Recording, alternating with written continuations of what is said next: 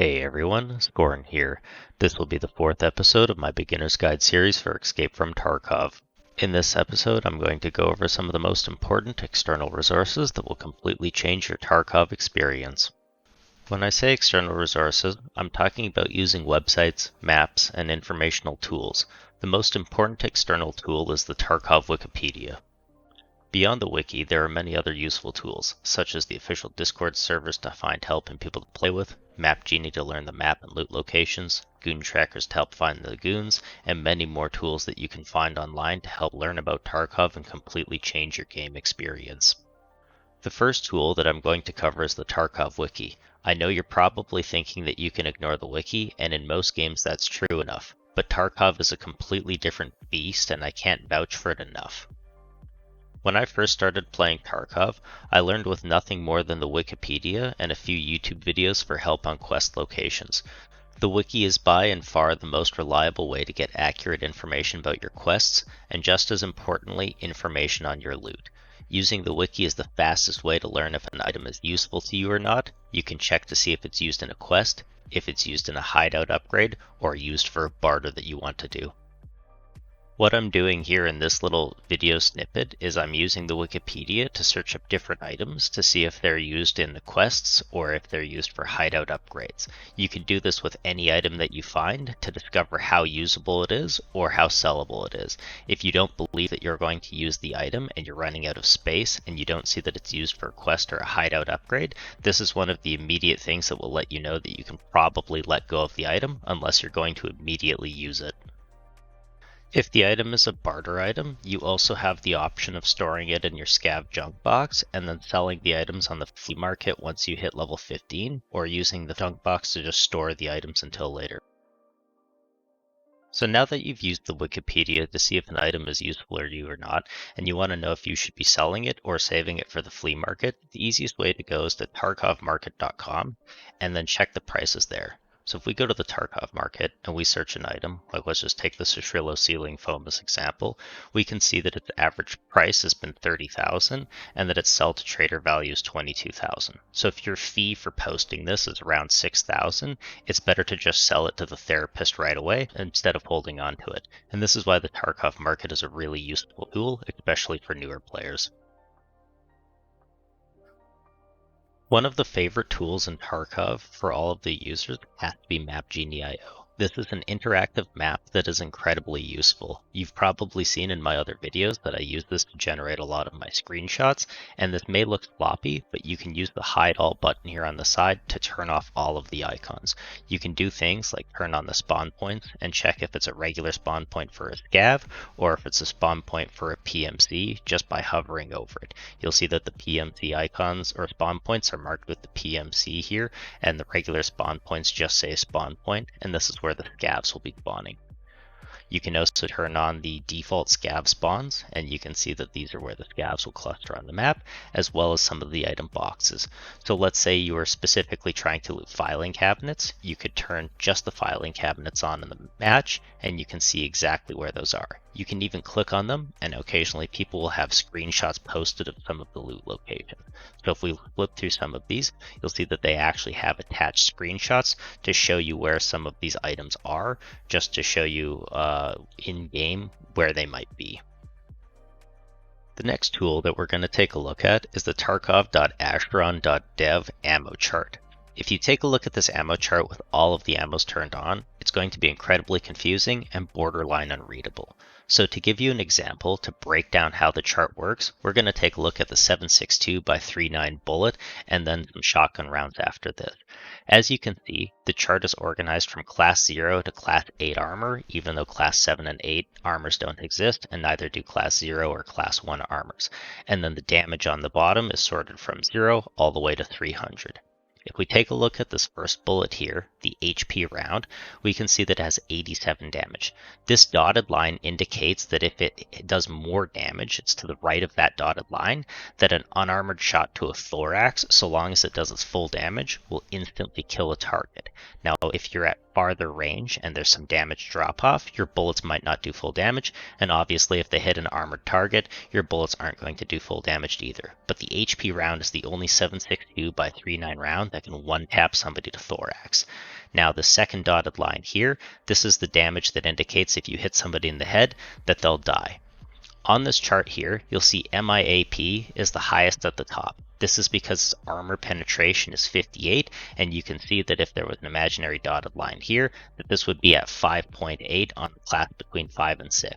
On average, this will only take about 2 shots to kill somebody who's wearing a class 5 armor. If you don't want to see the auto-selected armors here, you can go to the drop-down box and select your own armor with the My Selected Armor button. So we can take a look what it would be like if we were shooting through, say, a Karasa body armor. So if we selected a Karasa, the HP rounds here would take 11 shots, or to 12 on average, to kill with all thorax connections. And if we took a look at the PS, it would take an average of 2 rounds with PS GZH to kill. And it'd be the same thing with BP rounds as well as MIAAP, and this is because their damage threshold isn't enough to kill them in one hit, but as you can see, they're basically all doing their full damage over the tier 3 armor. If we go and we set this to something like a class 5 armor, like say the Karun, we'll see that the HP bullets take 32 rounds on average to the thorax kill, and this is assuming that the armor stays at full durability, by the way, so it'd actually be a little less than this in reality. The PS here would take a minimum of 12 to a maximum of 17 shots. The BP would take 3.5 shots on average to kill somebody in a run, and the MIAAP would be 2 shots to kill. So as you can see, the higher the armor penetration is, the way more fatal that the bullets become when you're shooting armored targets. Another example for the chart here is we'll take a look at the 20 gauge shotgun. So if we take a look at the we'll take a look at the 12 gauge shotgun here. As you can see here, the damage is actually sorted by per pellet. So the 7mm buckshot here shows what its damage is, that is 39 per pellet, and it's not showing on this chart here the multiplied by 8. So you'd have to do that out. So when it's saying 53 hits on average, it's actually saying 53 pellets for the kill here. And the same thing with Flechette, that'd be 43 pellets to kill. The only shotgun shells that have any sort of armor penetration whatsoever are the Flechette, the Ep.4, and the 50 BMG. 50 BMG will struggle against tier 4 and is basically worthless against tier 5 and above, and Flechette eats armor alive, so even if it's tier 6, its durability damage here is so high that it's just going to destroy the armor, and then you're going to kill the person once their armor is broken within 4 to 6 shots no matter what. The Ep.4 is pretty reliable up to about tier 5, but there's a significant drop off on tier 6 armor. And this is how you use the ammo chart to see if an ammo is useless or useful or not. So again, we'll check out another ammo type. We'll check out the 5.56 by 4.5, and we can see that again, Warmageddon is the only round that can kill on a single shot to thorax, but it would take a huge amount of bullets to kill somebody in a crun, whereas something like the M55A1 would only take about 6 bullets on average to kill somebody in a crun, and something like the M995 or the SSAP will do it in about 3 to 4 bullets on average. Using the ammo chart here, you can easily see which ammos are useful or useless. The next website that we're going to go to is tarkovballistics.com. If you really want to know the most about a bullet that you possibly can, this is the place to go. If you click on the ammo here, you can select any round that you can and dig into it. We'll select the PS12B here for the Ash 12 as an example. As you can see, this is a ridiculously heavy bullet and it has a ton of drop off. At 100 meters, it's already dropped by half a meter in the air, and at 250 meters, it loses 3.5 meters. It's got a decent amount of energy, and it maintains most of its damage through its full flight trajectory, but if you're not hitting your target, this isn't very useful. If you take a look at the bottom here, they'll have what they call their range card. This will show you its damage at every 50 to 25 meters, depending on the specific round that they're showing, and it'll show you its approximate velocity, the damage, and its penetration power, as well as its time of flight to get there. You can go into any round in the game. So we could click into the 366 TKM AP round, and you can see that according to this chart, it'll still maintain 80% of its damage, approximately, at 300 meters, but at 300 meters, the bullet will have dropped almost an entire meter out of the air. And if we look at the range card to check that out, we can see at 50 meters, its drop is 3.99 centimeters upwards, so it actually kicks up a little. At 100 meters, it's perfectly accurate, and at 300 meters, it's dropped by that point, or 123 centimeters, which is a third of a meter, which is quite a significant amount of drop. And then you can see its time of flight and other important statistics here. Using this tool, you can absolutely dig into any bullet and get all of the information that you want to know about it. Now, I also mentioned the official Discord. If you go on Google and just Google search Tarkov official Discord, it'll get you to this server. On the server, they have many different channels. They've got EFT chat, where there's a typical amount of degenerate chat going on, and other groups. They've also got a beginner's assistance channel to help out new players, as well as a beginner's chat for you guys to chat in. And they have a ton of different voice chat servers. So they have 3 chit chat channels, where this is just mostly a bunch of garbage that goes on. They then open up to 25 different 5-man groups for looking for group for beginners.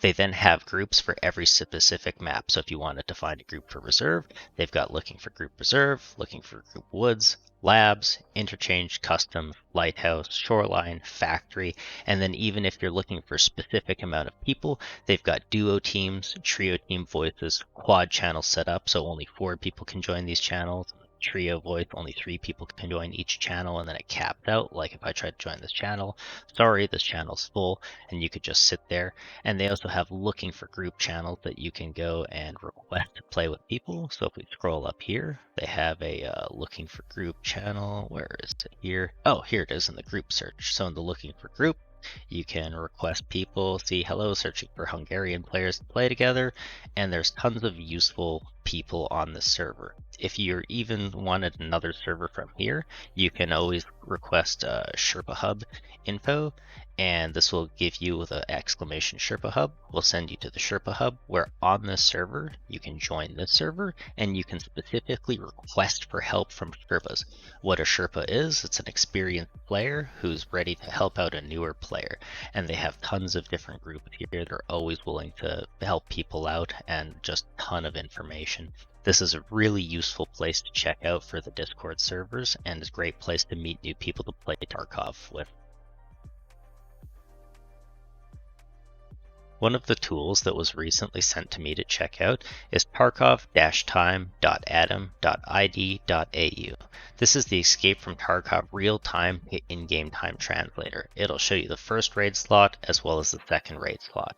So in Tarkov, time moves at 7 times faster than a real time. So for every 1 real second, 7 seconds pass in Tarkov. So if we take a look here, we can see that the first raid time is 1800. And if you wanted to see when nighttime would begin, that would be at the 2200 time slot, which would be in approximately 32 minutes at 2:51 p.m. local time. This chart here should adjust to your local computer clock, so whatever your computer clock is will match up with this chart here. That way you can see how long it is until it's going to be a time slot for the raid that you're in, or if you're in raid and you want to know what time it is and when sunlight's going to come up, or if it's going to be nighttime, or just to see if you're still within the window to accomplish your quests if they have to be done within a certain time frame. This is absolutely a tool that you can use to check that information out.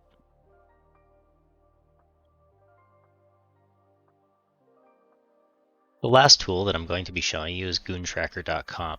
This is powered by the EFT community, and people just report when the last map that they saw where the goons are. So if you believe that the goons rotate and only show up on one map at once, you can go over to goontracker.com and see that the last report came in just about 7 minutes ago, and that someone said that they're on customs. So you would just keep playing customs and hope your chance that the goons spawn there so that you can fight them. And the goons are just the 3 new rogue bosses that they added to Tarkov, which are Big Pipe, Knight, and Birdseye. Well, this was the 4th episode of my Beginner's Guide series. I hope you learned how to use a bunch of the tools that the Tarkov community really uses, and I really do hope that you use these tools to learn and help yourself get better at Tarkov. If you liked the video, like, comment, and subscribe, and watch my other content. SkornClaw, over and out.